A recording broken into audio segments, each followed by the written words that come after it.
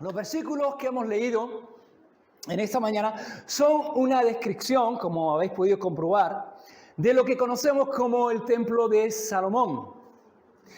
Y lo conocemos como el templo de Salomón porque fue Salomón el que edificó el primer templo a Dios. Pero tal vez deberíamos conocerlo como el templo de David. Porque David fue el que diseñó el templo, el que dio los planos, el diseño, y gran parte de los materiales que se usaron en la construcción del templo fueron acumulados y fueron preparados por el rey David, por el padre de Salomón. En Primera de Crónicas, capítulo 22, versículo 5, dice que David dijo así, dijo: Salomón, mi hijo, es muchacho y de tierna edad, y la casa que ha de edificar a Jehová ha de ser magnífica por excelencia, para renombre y honra en todas las tierras. Ahora pues, yo le prepararé lo necesario. Y David, antes de su muerte, hizo preparativos en gran abundancia para ese templo que había de edificar. Fue David el que tuvo en su corazón ese deseo de levantar una casa para el Señor, de hacer ese templo. Y fue David el que encomendó a su hijo Salomón que edificara ese templo. Y cuando David habla acerca de cómo debía ser ese templo, nos damos cuenta de que no podía ser un templo cualquiera. El templo que había de edificar Salomón no era cualquier templo, no era un templo más, tenía que ser un templo extraordinario. Tenía que ser un templo magnífico, tenía que ser un templo de categoría especial. ¿Por qué? Porque no iba a ser un templo para cualquier Dios con D minúscula. Iba a ser el lugar donde iba a poner su nombre el único y verdadero Dios, hermanos. Aquel de quien la Escritura dice que los cielos de los cielos no le pueden contener. Hermanos, no era un templo para un ídolo de una región o de una nación determinada.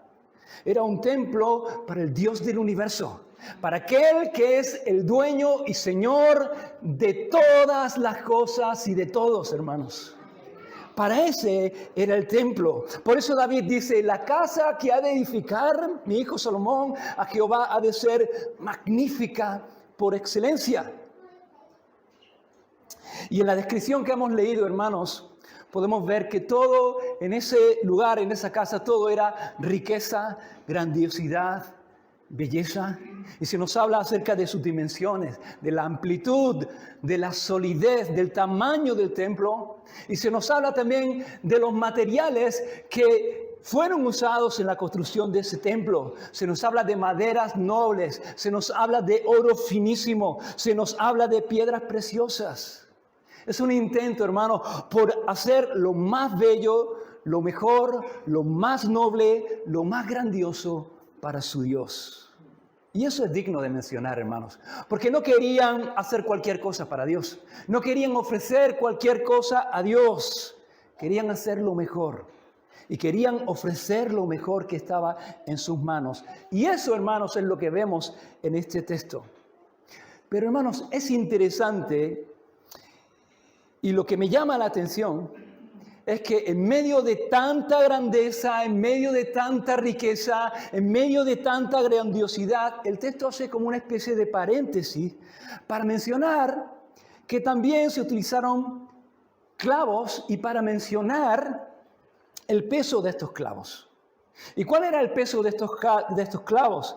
Dice el versículo 9 que el peso de los clavos era de 1 hasta 50 ciclos.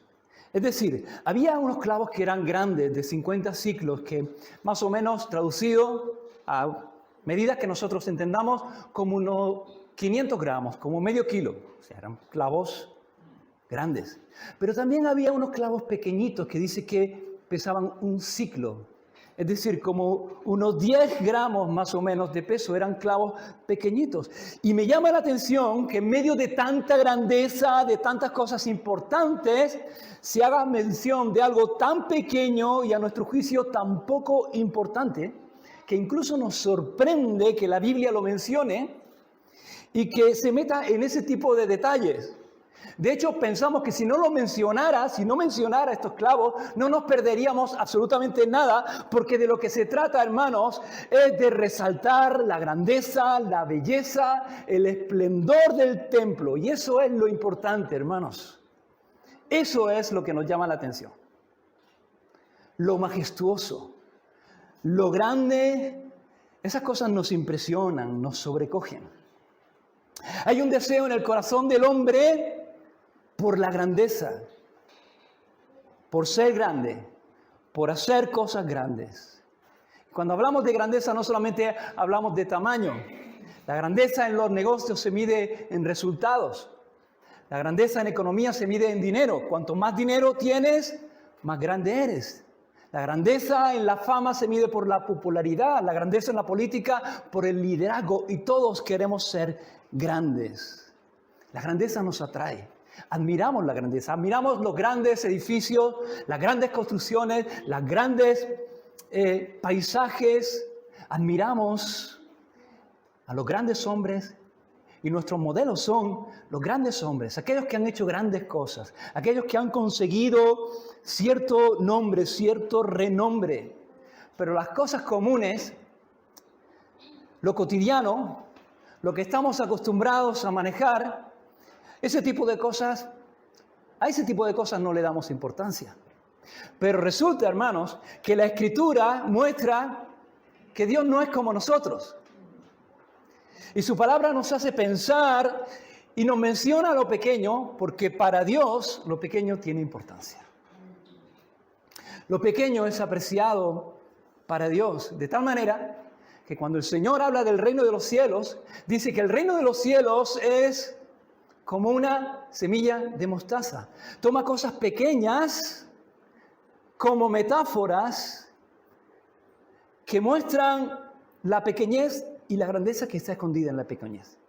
Dice Jesús, el reino de los cielos es como una semilla de mostaza, que es la semilla más pequeña, dijo el Señor, pero que una vez introducida en la tierra y bajo unas condiciones determinadas, esa semilla comienza a crecer en el interior de la tierra hasta que se muestra en el exterior, llegando a ser un gran árbol que sirve para que los pájaros hagan su nido en él.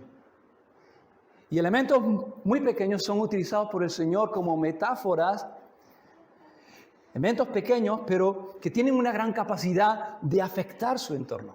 Elementos como la levadura y la sal, ¿no? Jesús dijo también, el reino de los cielos es como la levadura que es introducida en la masa y fermenta toda la masa. Tú ves la masa y la levadura está introducida dentro de la masa, no se ve. No puedes ver si tiene levadura o no, porque está en su interior, pero lo metes en el horno y cuando sale, lo que sale es muy diferente. Y lo que ha producido ese cambio en la forma, en lo que es, y lo que era en la masa, es eso que no se veía y que estaba en el interior. Y Jesús, cuando habla de nosotros y de lo que tenemos que hacer como iglesia, nos habla acerca de la sal.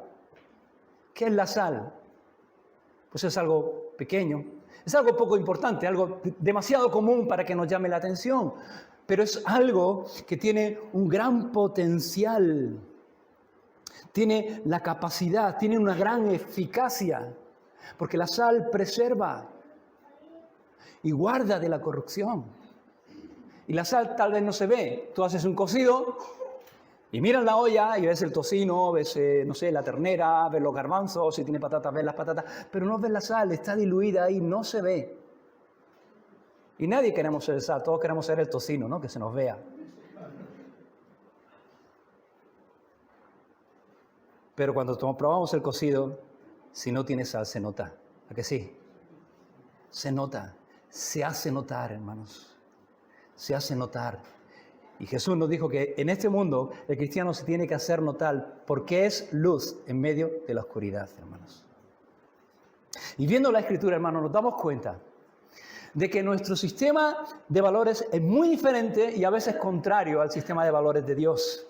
Lo que para nosotros es importante no es lo que para Dios es importante.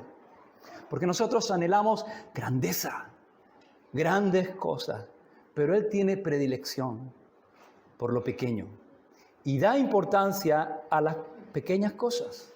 De hecho, hermanos, Dios se complace en usar lo pequeño, lo menospreciado, lo desechado de los hombres. Y eso lo hace vez tras vez. Y lo vemos en la Biblia vez tras vez.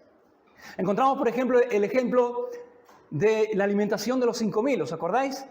En Juan capítulo 6, allí está el Señor, sale, quería irse con sus discípulos a un lugar apartado para estar tranquilo, pero la multitud lo busca, le sigue, lo encuentra y de repente se encuentra con una multitud grandísima que está buscándole y el Señor comienza a enseñarles, porque venían a escuchar al Señor y comienza a enseñarles y venían también con sus necesidades y comienza a atender sus necesidades físicas, los que necesitaban ser sanados de diferentes enfermedades. Y cuando Jesús termina de hacer esas cosas, ve a la gente y ve a la multitud que están allí en un lugar desierto y que no han comido y que seguramente tienen hambre y le dice a Felipe, ¿de dónde compraremos pan para toda esta gente? Y Jesús lo dijo, dice la Escritura que lo hizo para probarle porque quería enseñarle una cosa. Y Felipe dice, ¿cómo comprar comida para estas miles de personas? Señor, 200 denarios de pan. No tenemos, ni mucho menos. Pero si tuviéramos 200 denarios, que es una gran cantidad de dinero, y pudiéramos comprar pan por 200 denarios, aún ese pan no llegaría para que cada uno pudiera tomar un trocito de pan. Y llega Andrés y dice en el versículo 6 de Juan, en versículo 9 de Juan 6, dice, aquí está un muchacho que tiene 5 panes de cebada y 2 pececillos. ¿Mas qué es esto para tantos? Esa es la pregunta de Andrés. ¿Qué es esto para tantos? Nada. Muy poco. Realmente muy poco. Es algo pequeño para tanta gente. Y a nadie se le había ocurrido intentar alimentar a una multitud tan grande con 5 panes y 2 peces. Pero Jesús toma lo pequeño. Toma eso, que es muy poco, que es muy pequeño. Y usa lo pequeño, hermanos. Y lo pequeño, lo que es muy poco, en las manos de Dios no es suficiente. Es más que suficiente. Porque dice que comieron todos, y no solamente comieron, sino que se hartaron, se saciaron, y sobró, y de lo que sobró llenaron 12 cestas llenas, hermanos. Y encontramos el ejemplo de Pedro. Yo pensaba en Pedro, hermanos. ¿Quién era Pedro? Un pescador, alguien humilde, alguien sencillo, alguien del pueblo. ¿Y qué tenía de especial Pedro, hermanos? Nada. Tú miras a Pedro y dices, es como yo. ¿Qué tiene de especial Pedro? Nada. Era una persona impulsiva, era cabezón, hermanos. Era de un temperamento inestable. En un momento estaba dispuesto a entregar su vida por el Señor y al rato estaba negándole. En un momento era valiente para enfrentarse él solo contra todos aquellos que venían a arrestar al Señor y al rato, al momento, tenía miedo y se acobardaba delante de una mujer que decía, tú eres de ellos. Ese es Pedro. ¿Quién era Pedro? Alguien sin preparación, sin estudios. Los fariseos, los líderes religiosos, cuando estaba delante del Sanedrín, sí que le reconocieron que era alguien del vulgo, sin letras. No era nadie importante, no tenía una gran preparación. ¿Quién era Pedro? Alguien pequeño delante de los hombres. Pero este Pedro, alguien pequeño en las manos de Dios y tomado por el Espíritu Santo, dice que va al templo y camino del templo se encuentra con un paralítico a quien nadie podía ayudar, que está pidiendo limosna. Y Pedro fija su mirada en él y dice, mira, no tengo oro ni plata, pero lo que tengo te lo doy. En el nombre de Jesús, levántate y camina. Y ese hombre se levanta y comienza no solamente a caminar, sino a saltar y a alabar a Dios. Y entra al templo saltando y alabando a Dios. Y la gente se reúne alrededor de Pedro y se junta una multitud de miles. Y Pedro se levanta en medio de esa multitud y comienza a predicar el Evangelio. Y 5,000 personas, dice, se convirtieron y conocieron al Señor aquel día. Y fíjate, hermanos, porque Dios utilizó algo pequeño, como 5 panes y 2 peces, para alimentar a 5,000. Y Dios utilizó a alguien pequeño, como Pedro, para alimentar a 5,000. No de pan, sino de la palabra de Dios, que es un alimento que salta para vida eterna. Y Dios se complace, hermanos.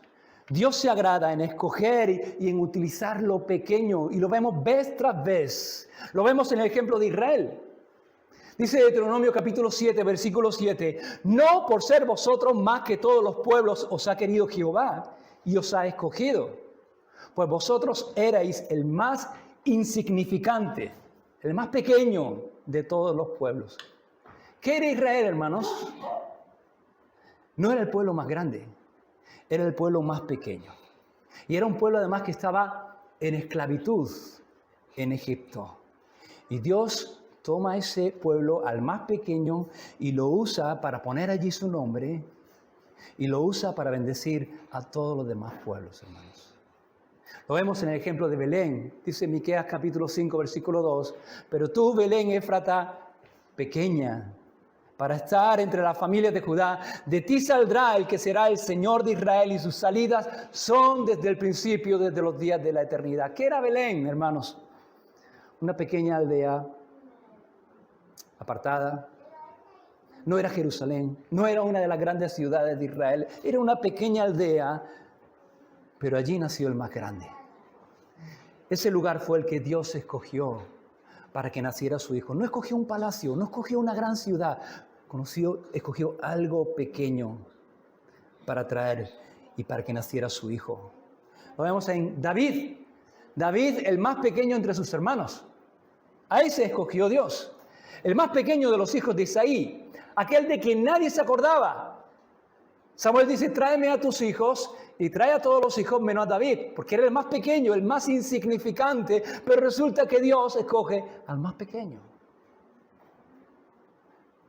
Y lo usa para bendecir a su generación. Y lo usa para ser el rey de su pueblo. Y aún hoy día, después de miles de años, el pueblo de Israel sigue considerando a ese David, al más pequeño de la casa de Isaí, como el más grande rey que ha tenido nunca esa nación. Porque Dios se deleita en usar a los más pequeños. Lo vemos en Gedeón. ¿Quién era Gedeón? Dice, el más pequeño de una familia pobre de Manasés. Ese, el más pequeño de esa familia, que era pobre en Manasés, a ese escoge Dios y lo usa para libertar a su pueblo de los madianitas. ¿Y cómo lo hace, hermano? ¿Lo hace con un gran ejército? Con 300 hombres. Con 300 hombres que no doblaron sus rodillas para beber, sino que bebieron tomando en su mano y acercando su mano a su boca. Y eso, dice, con eso es suficiente. Es poca cosa, es pequeño. Pero en mis manos es más que suficiente. Y con solo 300 hombres derrotó a un ejército de decenas de miles de madianitas. Porque Dios no necesita algo grande para obrar. Y Dios usa lo pequeño. Lo vemos en Pablo, hermanos.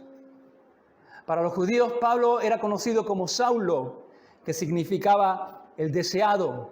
Pero para la iglesia era conocido como Pablo, que significa pequeño. Pequeño. Cada vez que decían Pablo, estaban diciendo pequeño. ¿Y Pablo? ¿Quién era Pablo? Pablo era alguien que había sido llamado directamente por Jesús y que había sido enviado directamente por Jesús como apóstol a los gentiles. Era un apóstol. Era una de las columnas de la iglesia. Y sin embargo, Pablo, cuando se define a sí mismo, en 1 Corintios capítulo 15, versículo 9, dice, porque yo soy el más pequeño de los apóstoles. Que no soy digno ni de ser llamado apóstol, porque perseguía la iglesia de Dios. El más pequeño entre los apóstoles. Pero vemos que fue el más usado por el Señor. Y Dios usó a este hombre para llevar el evangelio hasta los confines de la tierra. Para abrir iglesias en multitud de lugares donde no había un testimonio del evangelio. Al más pequeño. Mientras era Saulo, pues era Saulo. Pero cuando este hombre comenzó a ser Pablo el pequeño, entonces Dios comenzó a usarlo. Porque Dios usa lo pequeño. Y Pablo aprendió que el poder de Dios se perfecciona en la debilidad. Y aprendió que lo que él hacía para el reino de Dios no tenía nada que ver con su competencia, porque él decía, no somos competentes, ninguno. Nuestra competencia viene del Señor. Es Dios usándonos. Y lo vemos, hermanos, vez tras vez en la Escritura. Y fuera de la Escritura, hermanos, cuando leemos la historia, y os animo a que leáis biografías de hombres y mujeres que os inspiren. Cuando vemos esto, nos damos cuenta de que Dios no se complace en usar gente extraordinaria, sino gente sencilla, lo pequeño. Gente como Guillermo Carey, hermanos. ¿Quién era ese? Pues era un zapatero, hermanos. Un zapatero, alguien pequeño, alguien del pueblo, alguien que no tenía una educación formal. Y ese hombre que estaba a caballo entre el siglo XVIII y el siglo XIX, que era un zapatero, alguien pequeño a los ojos de los hombres, resulta que Dios lo toma, lo escoge y lo usa. Y pone en su corazón una pasión por las almas, una carga por los perdidos. Cuando en aquel tiempo no estaba de moda tener carga por los perdidos. Pero Dios pone esa carga.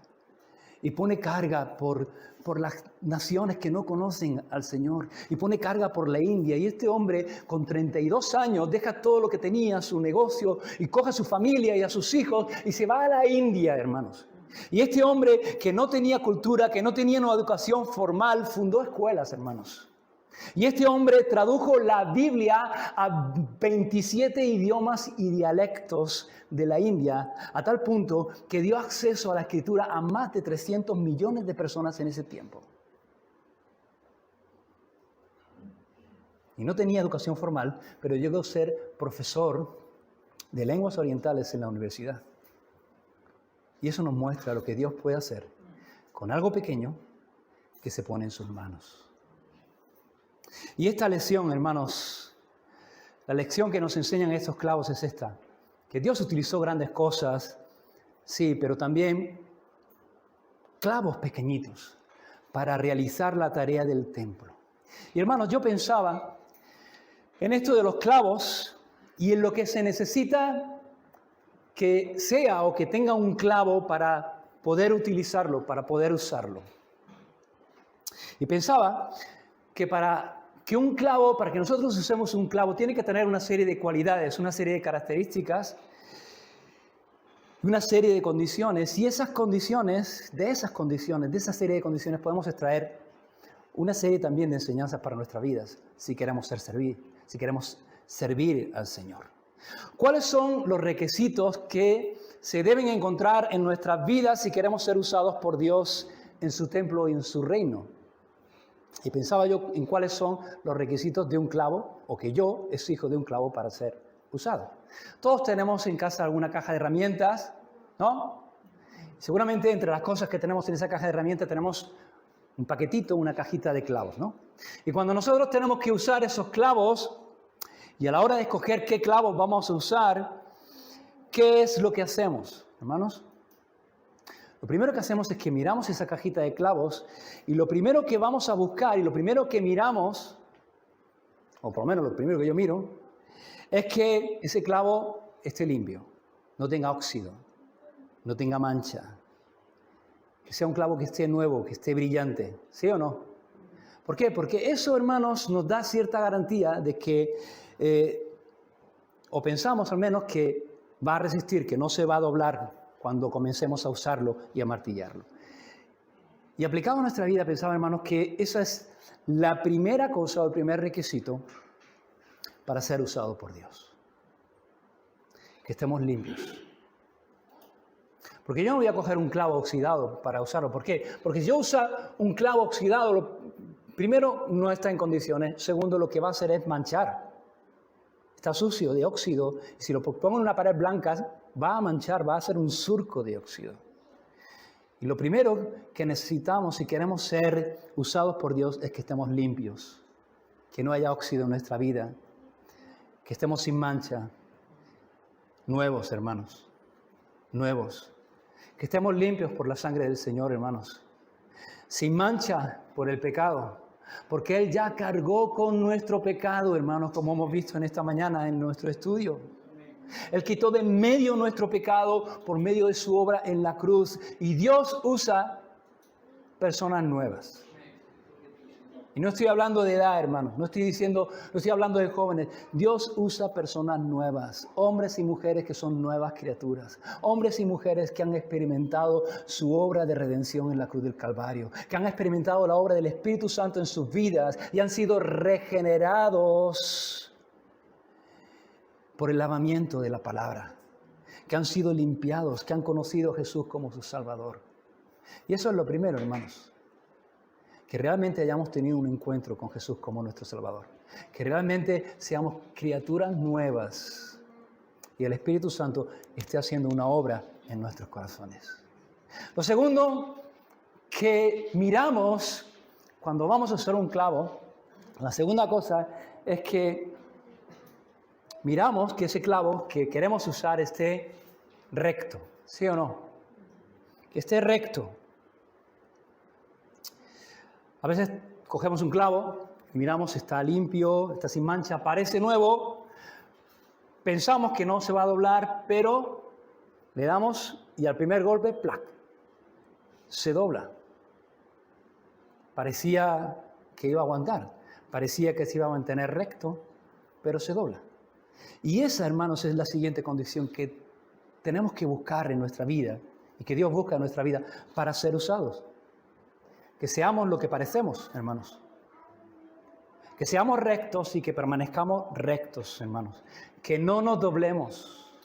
Que no nos doblemos. Y cuando pensaba en esto, de permanecer recto y de no doblarse, venía a mi mente un personaje que es de mis personajes favoritos de la Biblia. Algunos seguramente sabrán de quién estoy hablando. ¿De quién? Nadie lo sabe. Me acordaba de Juan el Bautista y me acordaba de lo que Jesús habló acerca de Juan el Bautista. En Lucas capítulo 7, cuando vienen uno de los discípulos de Juan el Bautista a preguntarle a Jesús algo, y luego se van, Jesús comienza a hablar a la multitud de Juan el Bautista, y entre las cosas que dice Jesús de Juan el Bautista, dice en Lucas 7:24, ¿qué salisteis a ver al desierto? ¿Una caña sacudida por el viento? ¿Y cuál es la respuesta? No. Juan no era una caña sacudida por el viento. Juan no era una caña que se mueve, que se dobla, que se inclina cuando soplaban los vientos. Hay personas que según sople el viento, así actúan y así se comportan. Según van los vientos, ¿no? Se amoldan, se conforman, se hacen a la forma del mundo y la sociedad en la que viven. Y que según su conveniencia se amoldan su mensaje, amoldan su comportamiento. Decía Groucho Marx, estos son mis principios. Si no te gusta, tengo otros. Para que te gusten. Pero hay mucha gente así, hermanos, que sus principios son moldeables. Depende. Estos son, ¿te gusta? No te gusta, bueno, pues da igual, tengo otros. Pero Juan no era así. Juan no buscaba caer bien a la gente. Hay mucha gente que lo que busca es caer bien a la gente, por eso sus principios se amoldan según lo que la gente pida en cada momento. Juan no era así. Juan solamente tenía unos principios y eran los principios del reino y se mantenía en esos principios.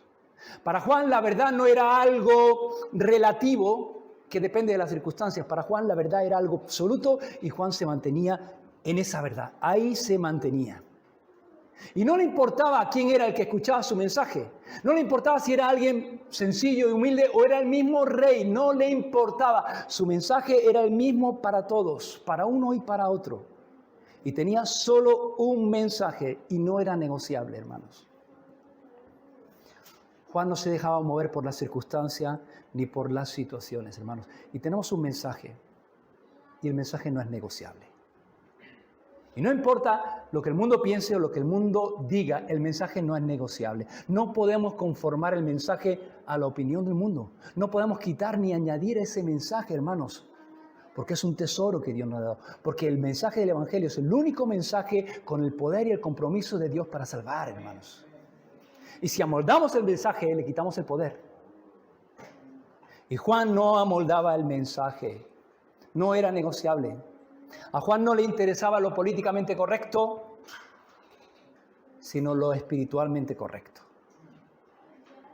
Y no buscaba agradar al mundo ni que el mundo se agradara a él, sino que buscaba agradar a Dios y que Dios se agradara de él. Ese era Juan, alguien que no se doblaba, alguien que permanecía recto. Y no importaba si el viento era muy fuerte, él no era una caña que se movía y se mecía y se doblaba.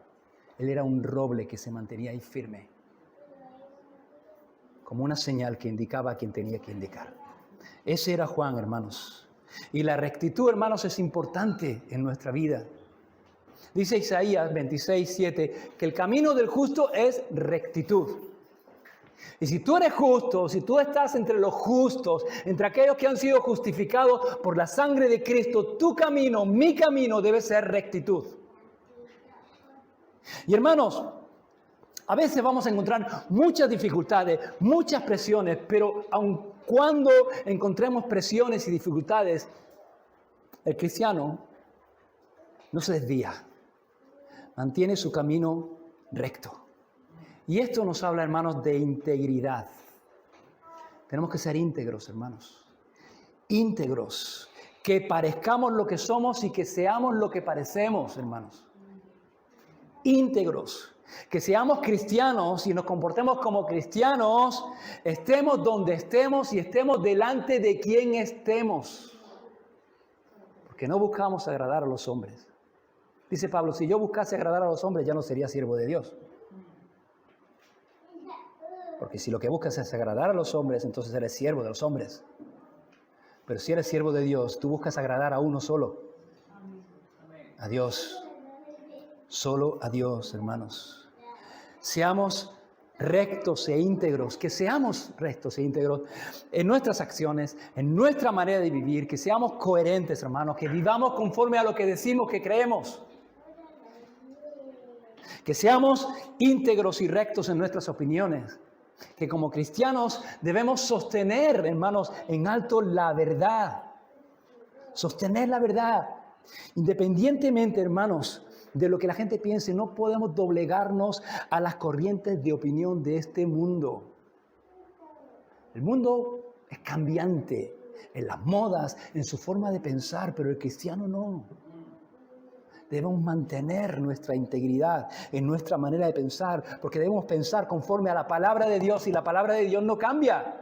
El cielo y la tierra pasa, pero la palabra de Dios permanece. Y si tu manera de pensar y mi manera de pensar está fundada en la palabra de Dios, eso permanece y debe permanecer. Y la gente piensa hoy una cosa y mañana va a pensar otra diferente, pero el cristiano permanece y se mantiene en la verdad de la palabra de Dios. Y debemos ser íntegros en nuestro carácter, nuestra manera de ser, que el fruto del Espíritu Santo en nuestra vida se vea, se pueda ver la obra del Señor, del Espíritu Santo en nosotros, conformándonos a Cristo. Amén. Amén. Así que la primera cosa, hermanos, limpieza, regeneración, criaturas nuevas. La segunda cosa, rectitud, firmeza, integridad, hermanos. La tercera cosa que yo veo o que busco cuando quiero usar un clavo es que ese clavo tiene que tener una puntita afilada. ¿Por qué? Porque a veces tenemos que clavar en unas superficies que son muy lisas, brillantes, y si no tiene una puntita afilada, damos y se resbala el clavo y al final nos damos nosotros, ¿no? Así que es importante que el clavo tenga una puntita afilada que se sujete de manera que cuando des el golpe pueda penetrar fácilmente. Y hermanos, estar afilados es importante para ser usados fácilmente por el Señor. La agudeza, hermanos, en nuestras vidas. La agudeza espiritual. Dice Proverbios capítulo 27, versículo 7, que el hierro con hierro se aguza y así el hombre aguza el rostro del amigo. El hombre se afila, a veces en su carácter, en el trato con las demás personas. Pero la agudeza espiritual no viene tanto del trato con los hombres, sino de nuestro trato con el Señor. De nuestra relación con el Señor. De ahí viene la agudeza espiritual. A lo largo de la historia, hermanos, ha habido hombres y mujeres que han hecho grandes cosas para el Señor. Creyentes, hermanos, que han afectado a su generación y a su entorno, hermanos. Y cuando leemos de esas personas, nos quedamos impactados. ¡Wow! Porque fueron personas que fueron usados por el Señor de una manera especial. Y te das cuenta de que esas personas fueron usados de una manera especial, afectaron a su generación, cambiaron a su entorno. Y lo vemos y nos preguntamos por qué. ¿Por qué Dios usó más a estas personas que a otros? ¿Por qué Dios hizo cosas con estas personas que no ha hecho con otros? Que también son siervos del Señor, tal vez. Pero no ha hecho Dios esas cosas con otros siervos. Lo hizo con ellos. ¿Por qué? ¿Es que Dios tiene preferidos? Estas personas eran gente preferida de Dios y por eso Dios usaba más a esas personas. Y la respuesta es que no. Era gente que prefirieron a Dios. Y que determinaron poner al Señor en primer lugar en su vida. Hombres y mujeres que estuvieron dispuestos a pagar el precio de una doble porción. Hombres y mujeres que supieron estar en la presencia del Señor y pasar largos ratos en la presencia del Señor. De tal manera que el Señor los afectó, los afiló y luego pudieron afectar ellos mismos a su generación. Y podría poner muchos casos aquí, pero hombres, por ejemplo, como John Wesley, que era un hombre bajito, era físicamente, la verdad que no era nada impresionante, apenas medía poco más de 1,5 metros, pero era un hombre que fue tremendamente usado por Dios. Y aún los historiadores ingleses que no son creyentes están de acuerdo en decir que Inglaterra era una antes de John Wesley y era otra después de John Wesley. ¿Y cuál era el secreto de este hombre? Mira, hace unos años estuvimos en Londres y tuvimos la oportunidad de visitar la casa donde vivía Wesley. Ahora es como una casa museo. No está abierta al público, pero si tú vas a la iglesia de Wesley, que está justamente al lado, allí hay unos hermanos, allí sí que hay un museo y hay unos hermanos que, si se lo pides, te abren la casa y puedes entrar a ver la casa de Wesley. Y allí pues también está como una especie de museo, están sus libros, sus cosas, sus asientos, su habitación, y ahí también está su ropa. Y entramos, y ahí entramos y vimos la ropa, y los zapatitos, que tenía un pie pequeñito. Era, bueno, Israel era pequeño, tenía como unos 9 años, y la ropa de Wesley le serviría a él.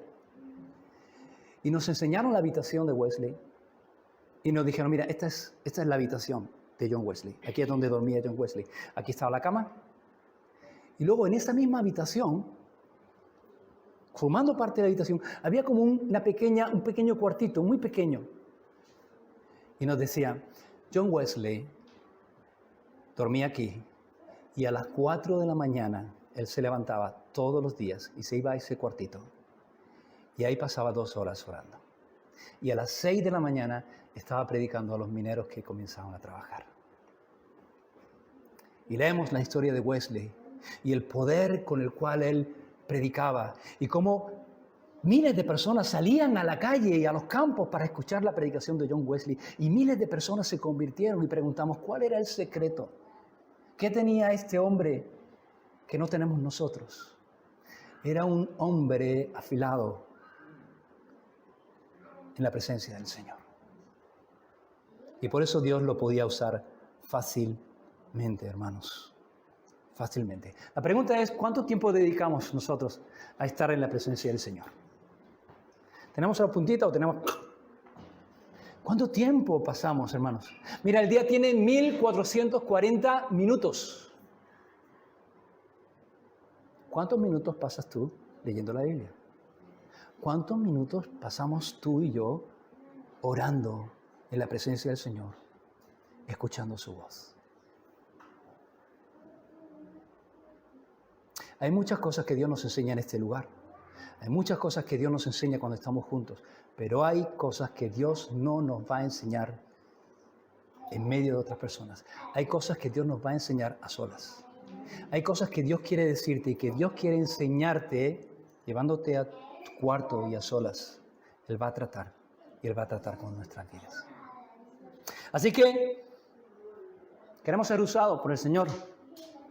Si queremos ser usados por el Señor, es importante, para que un clavo sea usado, que esté limpio, que esté recto, que mantenga esa rectitud, que esté afilado. Pero hay una cuarta característica que yo busco si quiero usar un clavo. ¿Sabes cuál es? Que tenga una cabecita para que soporte los golpes y no me den la mano. ¿Sí o no? Tiene que tener una gran cabeza que soporte los golpes que sean necesarios hasta que se introduzca ahí donde yo quiero que se introduzca. El clavo debe soportar los golpes, hermanos. Y si nosotros queremos servir al Señor, vamos a tener que soportar los golpes. Y debemos ser personas que soporten los golpes y las pruebas de este mundo. Los golpes y las pruebas, las tormentas, las dificultades, la aflicción, forman parte de la vida. Lo veíamos en esta mañana. Forman parte de la vida en un mundo caído y que le ha dado la espalda a Dios. Es la consecuencia del pecado. Entre las consecuencias está todo esto. Las tormentas, la aflicción, el dolor, los golpes que nos llevamos en la vida. Pero el cristiano debe ser alguien que sepa soportar en medio de la prueba y que se mantenga firme en medio de la prueba. Y hermanos, cuando estudias la vida de estos siervos de Dios, te das cuenta de que todos ellos sabían lo que era estar en medio de la prueba, en medio de tiempos de oscuridad, tiempos de golpes, de sufrir la oscuridad. Y fueron forjados ahí, hermanos. Sabían lo que era estar en la forja del Señor. Y en la forja y a raíz y por medio de los golpes, a veces Dios nos va dando forma. Dios va dándonos la forma que necesita Él que nosotros tengamos para poder usarnos. Y como decíamos hoy, las pruebas, las dificultades no son el propósito de Dios. Pero sí, muchas veces es el proceso mediante el que el Señor usa para llevarnos a su propósito, hermanos. Y no podemos elegir la prueba, no podemos elegir los golpes que vamos a recibir en esta vida, porque no depende de nosotros. ¿Qué es lo que depende de nosotros? Lo que depende de nosotros y lo que podemos escoger es la forma en la que vamos a afrontar la prueba, la actitud que vamos a adoptar ante ella. De tal manera, hermanos, que la prueba no nos destruya, sino que nos haga crecer. De tal manera que la prueba no nos separe de Dios, sino que nos acerque más a Dios. No nos separe de su plan, sino que nos lleve más aún a ese plan y a ese propósito que Dios tiene con nosotros. Que cada golpe, que cada situación difícil que experimentamos en la vida haga que nos introduzcamos más y más en el plan y el propósito que Dios tiene para cada uno de nosotros. Y tenemos que orar, hermanos. Y a veces es fácil decir, Señor, hazme limpio, dame un corazón nuevo. A veces es fácil decir, Señor, hazme valiente para mantenerme en rectitud. A veces es fácil decir, Señor, agúzame, Señor, que sea afilado. Pero a veces no es fácil decir, Señor, dame una buena cabeza para soportar los golpes que sean necesarios, para que pueda ser usado por ti. Hermanos, en las pruebas, en las dificultades, como muchas cosas en la vida, lo importante no es el sombrero, lo importante es la cabeza, lo importante no es la apariencia, lo importante es lo que está dentro, hermanos. Y sabes, lo que está dentro sale en medio de la prueba y en medio de la dificultad. Cuando tú presionas un poquito, sale lo que está dentro. Y a veces Dios tiene que presionar para que salga lo que está dentro y podamos ver que hay cosas en nuestra vida y en nuestro corazón que todavía tienen que ser tratados, todavía tienen que ser quitados para ser un mejor y más fiel reflejo de su gloria. Así que, hermanos, y estoy terminando, hemos leído cómo Salomón utilizó grandes cosas en la construcción del templo, pero también pequeños clavitos para realizar la tarea. Y en el templo, que es un símbolo de la iglesia del Señor, hay cosas grandes. Pero todo lo grande que hay en la iglesia no viene ni de ti, ni de mí, sino de Dios. Y lo primero y lo más grande que hay en su iglesia es su presencia. Y luego, hermanos, hay cosas que son preciosas, cosas hermosas, cosas de gran valor, cosas como el perdón, como la gracia, como la misericordia, como la comunión, como el poder del Espíritu Santo para regenerar y cambiarnos, transformarnos a nosotros que somos hombres pecadores. Son cosas preciosas que están en su iglesia, pero ¿sabe? Eso no es algo ni que tú ni yo hagamos, es el Señor, es la grandeza de su presencia. Todas esas cosas grandes que realmente están en la iglesia vienen del que es grande. Y luego todos los demás somos pequeños, pero que Dios también quiere usar y que Dios también puede usar. Y nuestra labor es tener en primer lugar ese deseo, Señor, yo quiero que tú me uses. Y en segundo lugar, procurar estar en las mejores condiciones para que Dios realmente nos pueda usar fácilmente. Que tengamos estas características. Y tal vez puede que tú pienses en esta mañana que tú eres poca cosa, que no hay mucho en ti, que eres pequeño. Enhorabuena, porque estás en las mejores condiciones para ser usado por el Señor. Porque Dios se deleita en usar lo pequeño. Y dice 1 Corintios versículo 1, 27, que lo necio del mundo, hermanos, escogió Dios para avergonzar a los sabios. Y lo débil del mundo escogió Dios para avergonzar a los fuertes. Hermanos, mientras pensaba en todas estas cosas y escribía todas estas cosas, yo tenía también mi cuaderno de lectura donde yo apunto y apuntaba una frase que el Señor ponía en mi corazón y que yo la apunto. Yo apunto en el cuaderno lo que quiero recordar, ¿no? Y la frase que apuntaba en mi cuaderno es esta: la obra de Dios nunca, hermanos, ha sido llevada a cabo por grandes hombres, nunca, sino por un gran Dios que usa hombres pequeños que se dejan usar fácilmente por Él. ¿Queremos ser usados por Dios? Reconozcamos nuestra incapacidad, nuestra pequeñez, que no somos competentes, que nuestra competencia proviene de Dios. Limpiémonos, hermanos, de toda inmundicia. Mantengámonos limpios y libres de todo pecado, hermanos. Vivamos en santidad. Sin santidad nadie verá al Señor, hermanos. Mantengámonos rectos, íntegros en medio de una sociedad torcida. Mantengámonos rectos. Abusemos nuestra vida en la presencia del Señor y en el trato del Señor. Y soportemos, hermanos, con la fortaleza que el Señor nos da, las dificultades y las pruebas de las tormentas de esta vida que nos refinan, hermanos. Y nos dan la forma que Dios quiere, que Dios usa para darnos esa forma que Él quiere, para usarnos para su propósito y para su sola gloria. Amén. Una misma visión para un nuevo siglo, una generación que levanta a Cristo y se une en oración, clamando por España. Nuestras posesiones, nuestros corazones pertenecen al Señor de señores, no importa el precio, salva nuestra España. Las barcas y las redes listas son.